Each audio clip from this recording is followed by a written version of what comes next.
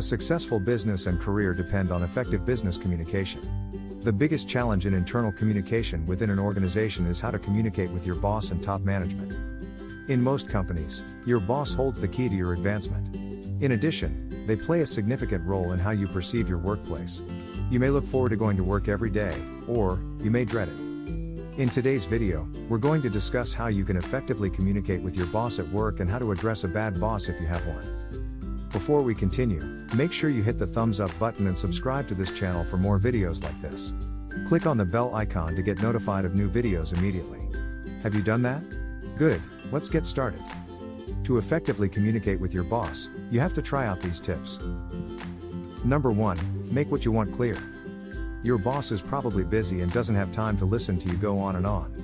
Whether you're just letting them know about something or asking for permission, be clear about what you want, so he can decide quickly. Number 2, know your boss's communication choices. People have different ways they like to talk to each other. Some bosses don't mind if you stop by for a quick chat. Others would rather get an IM chat, or a calendar invite to let them know. Timing is also important. Pay attention to find a time when your boss is less busy so you can talk to them then. Number 3, be aware of your body language. When you talk to your boss, make sure your body language shows that you're sure of yourself. Keep your back straight, and don't fidget or slouch in your seat. Make sure to always look at the person and lean into the conversation. Number 4, be loyal. Try not to keep secrets from your boss that have to do with work. If you make a mistake, own up to it and say how you'll fix it. Your boss will respect you more for being honest. Number 5, rehearse the conversation. If you tend to get nervous, why not run through the conversation in your head before you talk to your boss? It will help you feel calm, in the moment, and ready for what's coming. You can't know what your boss will say, of course. But you'll have practiced getting across the points you want to make without getting sidetracked. Number 6, be solution-oriented. If you go to your boss with a problem, you should also have a way to fix it. This shows that you are responsible and can be relied on to get things done. You're letting them know about the problem and telling them you've got it under control. You're also showing that you have the skills to move up in the company. Now to how to deal with a bad boss. In a perfect world, we'd all have great bosses. Sadly, that doesn't always happen. Which is why we present you with tips on how to deal with a bad boss. Number 1, make sure you work for a bad boss. Make sure you really have a bad boss.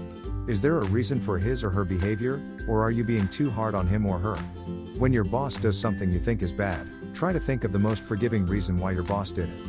Is it really your boss' fault, or could it be caused by something else? Number 2, find out what drives your boss. If you know why your boss does or cares about certain things, you can figure out how he or she runs the business. If the rules are completely out of hand, try to figure out what your boss wants. Maybe your boss doesn't care that much about how long you take for lunch. But what your boss cares about is how it looks to other employees and their bosses. Number 3, don't let it affect your work. No matter how bad your boss is, you shouldn't let it affect how well you do your job.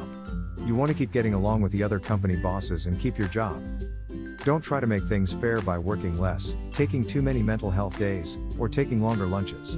It will only make you fall further behind on your work and give your boss more reasons to fire you before you're ready. Number 4, set boundaries. Working with someone who doesn't seem to have any limits means you have to set them yourself. One of the problems with people you don't like is that they do things you don't like too. It's important to learn how to stay away from those things. Number 5, use couples therapy ideas. When you have a disagreement, you can work through it by using some of the ideas from couples therapy. Just tell your boss what he or she said back to him and ask, "Is that what you meant?" This is a common trick in couples therapy.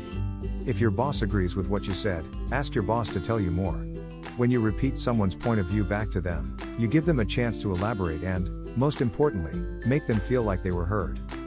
Number 6, don't just assume that they know everything.